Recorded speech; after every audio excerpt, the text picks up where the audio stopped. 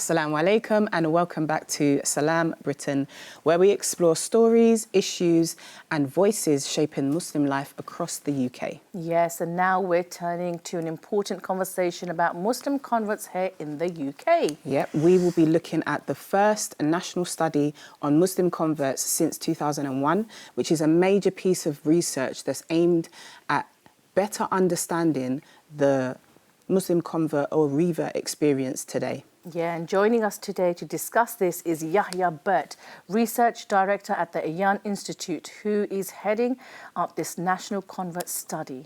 So Yahya brings over 2 decades of experience working on British Muslim policies, both in the UK and across Europe. He's also published widely on contemporary Muslim life and has a long-standing interest in the history and experience of converts. And this new study is really significant.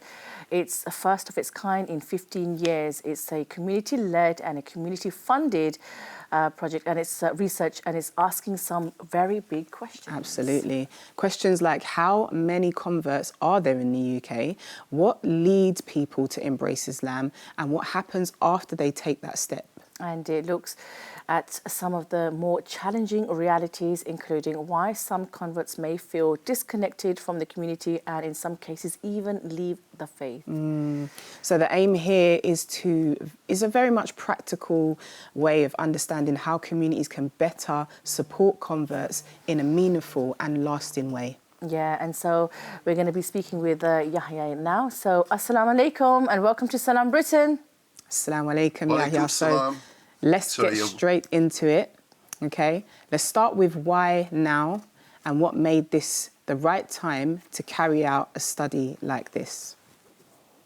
Well, I don't know if it was the right time, but I know that it was needed. You know, so when we don't have a clear picture of these basic questions that you mentioned at the top of this item, you know, how many converts are there? Why are they converting? How many convert each year? You know, what's their experiences? What are the good positives they get? And what are some of the negatives in their experiences? And even, as you were saying, you know, why some people feel disconnected from the Muslim community, or in some cases even leave the faith after having converted. So because we have stories, we have educated guesses, but we don't really have is a clear and comprehensive picture. And we need this picture in order to be able to kind of build a structure of institutions around the convert community. Now, these institutions already exist, but they want to be able to work better. You know, so our research has been here with the think tank, the Ayaan Institute in London.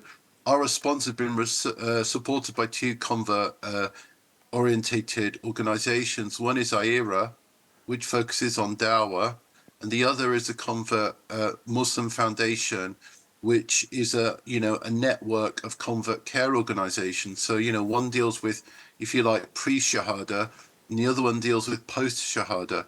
Okay, so bringing those 2 organisations together, we already have a network of 105 affiliate organisations affiliated with these 2 bodies already doing work on the ground.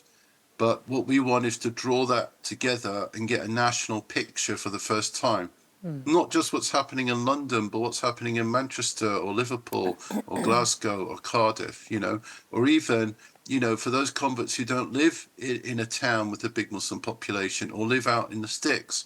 We want to hear from you as well. So we want to get a really good idea of what's going on. And the survey's got quite a lot of detail, but it's not overly long. You can finish it in 10 minutes if you don't decide to write a lot out in the kind of story boxes, you know, where you fill in your own stories you want to build. Most of it is a sort of tick box exercise, but it will give us that real information that we need to stop guessing, stop shooting in the dark, and actually shed light on the positives as well as, you know, some of the challenges that we have. And we need that picture.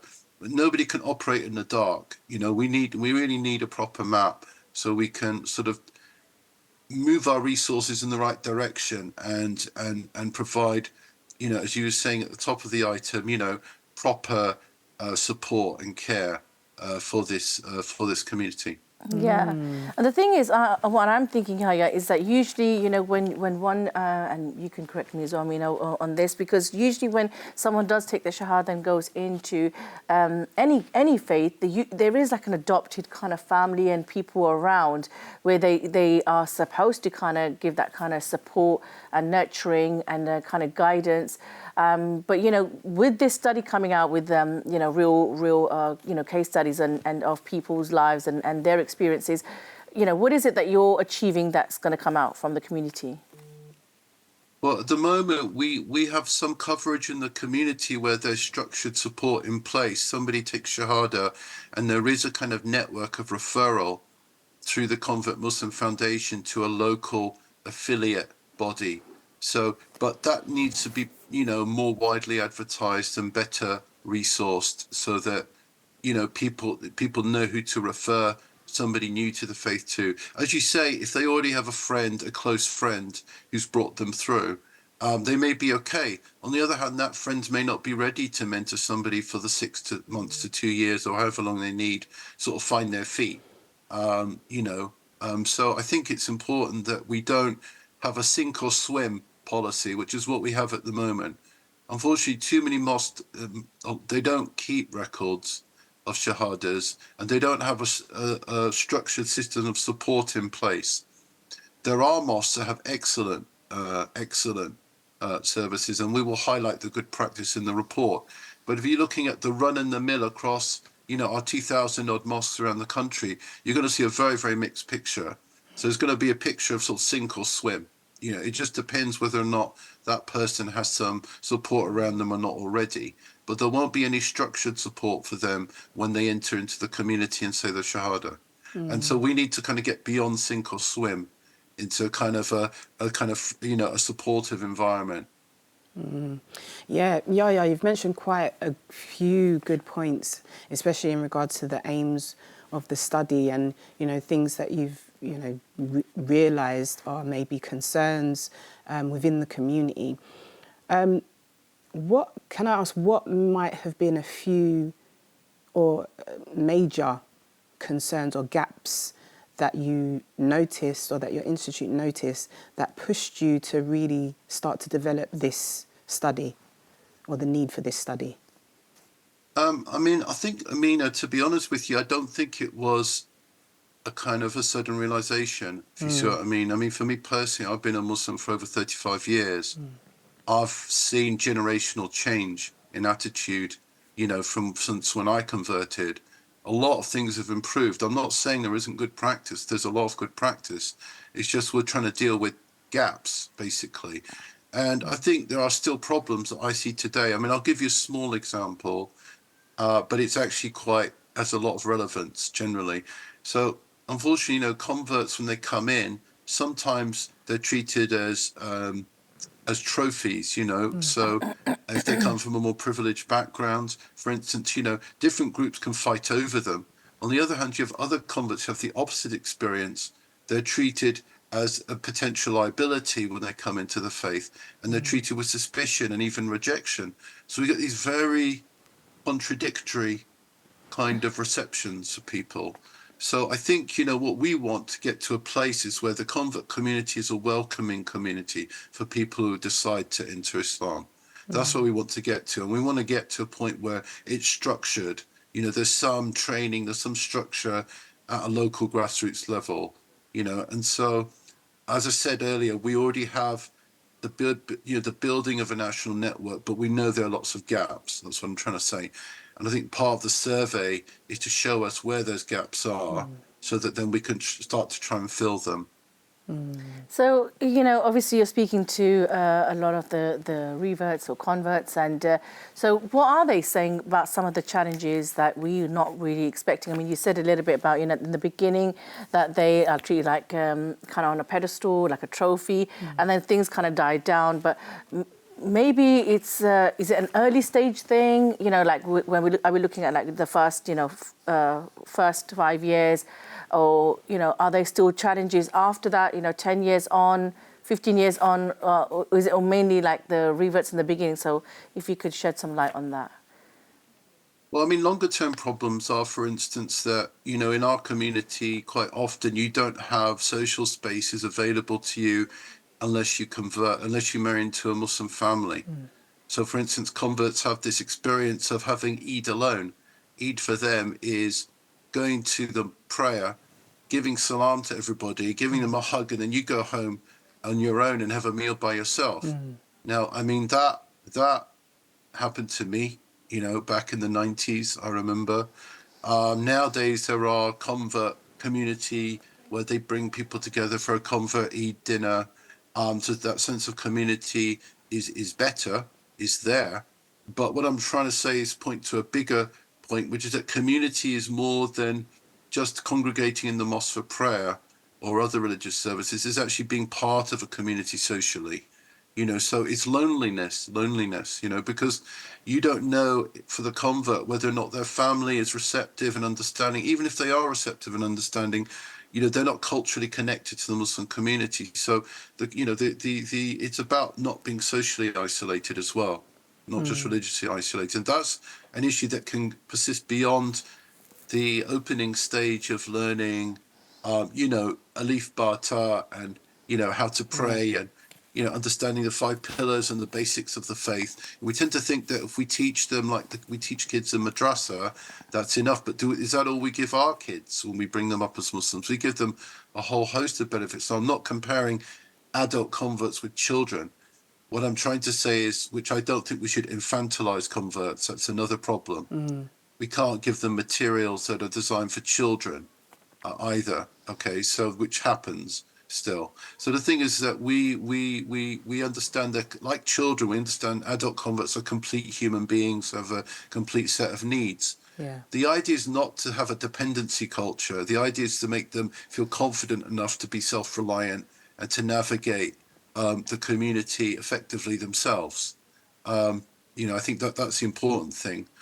The other delicate thing is there's this delicate balance to be struck between teaching them the ideals of the faith and the realities of our community. Because the thing is, you don't want them to be naive. On the other hand, you don't want them to be unduly cynical either. So it's a delicate thing. It needs to be done sensitively with knowledge, but you want them to be able to navigate what is a complicated terrain, because our community, which is made up of different communities, we have our own challenges and stresses that we're all aware of. Okay, so it's not that we don't have enough nurture for our Muslims born into the faith and coming in, and mosques aren't always catering to their needs. Expecting them to deliver that to converts. Do you see what I mean? So in other words, there's a general deficit of pastoral care. I mean, there are other communities like refugee communities who we don't, or people coming out of prison. Do we have the means to rehabilitate them? So there are lots of groups who don't necessarily get the care they could get from our mosque communities. You see what I mean? Converts are just one.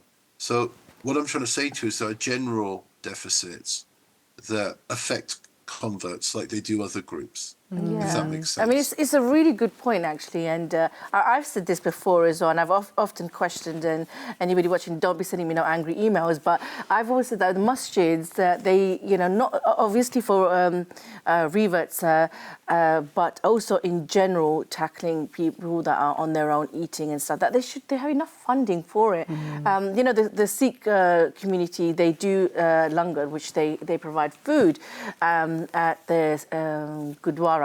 And so I don't know why we couldn't do something like that, you know? I mean, you mentioned isolation. So for me, as a Muslim revert myself, I mean, you said 35 years, mashallah, al barik. For me, it's been 14. We was literally just talking about that a minute ago. And in regards to isolation, I resonate with exactly what you mentioned, you know, the Eid situation, going home and being alone. Fortunately for me, I have my children who I celebrate Eid with, but other than that, it's not really a community as such. It's just me and the kids. So what I want to find out from you is, in regards to the study so far, you know, has there been any emerging patterns that you see with people who became Muslim, who reverted essentially and left Islam? Is there anything that's come out of the study to indicate any patterns as to why that happens? Well, I mean, we launched, 5 days ago. Okay. So it's a bit early for me to comment. What I can say is that getting responses from people who've entered Islam and then left for whatever reason is going to be challenging. So we don't think that we will necessarily get a representative sample. Our hope is that we will get enough responses so we can interview some of them. So you get like an in-depth kind of case study analysis. And obviously everything, I should say this at the top, everything is completely confidential for anybody who takes part. Your personal contact details and name will not be shared with anyone and will not be, not be, made public or anything. It'll be completely confidential. And everything is, in line with GDPR. So I want to make sure that we would protect everybody's anonymity. And that goes doubly true for people who've left the faith. We would want to protect them for the purposes of them feeling comfortable to speak with us. So we have already, within 4 or 5 days, had a few responses already from people who converted to Islam and then left. So I think my hope is that a few of them will consent to being interviewed so we can dig more deeply into the question that you're asking. I would expect it to be a mix of different reasons, but how those are weighted and what lessons we can draw from it, I think it's a bit early for us to say. I'm hoping that the report will be issued hopefully towards the end of this year, and perhaps you can invite us back on to discuss these things in detail. I mean, it's brilliant that we're going to have something that we can learn from, because it could be various reasons, why they converted and then they come out of it. But it is something definitely that we could all benefit from learning and just having a bigger understanding as to how it must be to come into a new faith and then to leave it. Can I cut in here and just say that it's not just an academic exercise? This is community funded, community sponsored, so that the emphasis is on action research. In other words, they've promised to invest resources to answering some of the challenges we identify and coming up with solutions and spreading best practice. We have good practice in the community. It's not all doom and gloom. There are some excellent projects out there, but they need to be scaled up and they need to be spread around the country. That's what we're saying. So it's a proactive thing. By you taking part, by you adding your voice or sharing this with your friends who are converts, hopefully you'll be helping to make a better experience in your locality. That's the hope that we have. Yeah, I think there's definitely something to be said about going into the community to speak to people about their lived experience and getting it directly from them, because there's no way, like you said, it can be, I mean, you can have quantitative research and qualitative research on these things, but it's always going to be so much better when you've got real life experiences documented that you can then start to really piece together, all right, where are we falling short? What do we need to do more of? How can we really help people in ways that they need it rather than what we assume they need, Yeah. Behind every stat, there's a human story, right? Exactly. I think we've all got lived experience already, you and me and many others that are already, motivating us to motivated me, certainly, and the rest of the team to undertake this study. For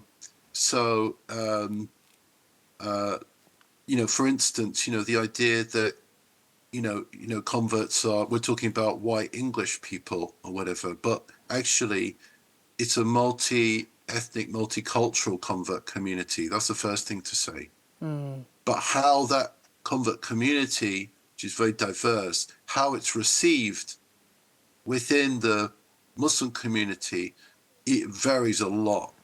And there are prejudices there. That's part of what I was hinting at earlier, a difference of reception. If somebody's, like me, well-spoken, from a middle-class background, university educated, versus, somebody who hasn't had those privileges comes in, would there be a difference about how that convert was received, So we've got to be not be naive, put our head in the sand about these are realities that we have to address and deal with, because we were supposed to uphold the sunnah of the Prophet, peace be upon him. They would treat everybody with love, and equality, and receive them the same. If they said the Shahada, there wouldn't be a distinction in terms of their wealth or their background or whatever. So we have to aspire to that standard as a community, right? And we have to see where we're falling short of that standard so that we can reform ourselves and rectify our institutions to do a better job, than we're doing now. Yeah. The other problem is just the absence of provision. I was saying earlier, the sink or swim model. In other words, you're relying on, you don't have a structure in place at all. You're just relying on some individual or a friend or whatever to provide that support. Now, that does occur. That does happen. You do have somebody who mentors somebody into Islam, and then they stick with them. So they already know them. That does happen. But what I'm trying to say is often it doesn't happen. That person comes on their own to the community, says the Shahada, but they don't have a mentor, a friend with them, a confidant or whatever with them. So at that point, we need a buddy system. Just like when the Ansar went to, the Muhajirun went to Medina and they paired up with the Ansar, the Prophet, peace be upon him, he gave each of them a mentor. Now, the Ansar, they were just recently converted to Islam, right? And the Muhajirun had experience. They were the senior Muslims. So it wasn't just that the Ansar were giving the Muhajirun as refugees, giving them economic opportunities and a shelter and a home. They were also teaching the younger converts Islam, the details of Islam. So it was a reciprocal relationship, right? So this is what I'm trying to say, that the Prophet partnered people up one to one. So why can't we have this system in mosques where you have volunteers ready? Somebody says Shahada and you partner them up. Somebody who's suitable, obviously, and has had a bit of training at least, so that there's support there. That's one thing we could do. So it's an absence of structure. Do you see what I'm trying to say? The absence of structure is one of the problems we have. Besides the attitudes that people have, the assumptions that you're mentioning, which we do have to. But again, as I said to you earlier, I think the way converts are treated is just an aspect of more generic issues within our community. See what I mean? So those are generic, sort of broader issues. They're being expressed in how converts are received. Do you see what I'm trying to say? Yeah.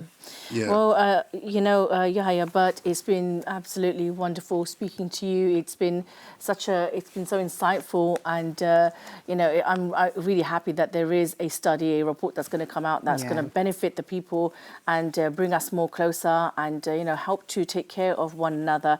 But if anyone watching today wants to get more information on this, where would they go to get that? Well, it should be coming to a WhatsApp group near you soon. There's a website, the Great British Muslim Convert Study. You can fill out the form online on your phones. There'll be posters in mosques, with the QR code. So hopefully or a friend will send it to you. Hopefully, but spread the word. We're very appreciative with the Islam channel giving us a chance to promote the survey today. And you've played your part, inshallah, in making this a success. Absolutely. Well, thank you so much for being with us here on Salam Britain, and hopefully, inshallah, we will get more on that report later on, inshallah. But it is now time for a quick commercial break, but don't go anywhere, because we're going to have some great recipes coming for you guys to learn and try out, inshallah. See you very soon.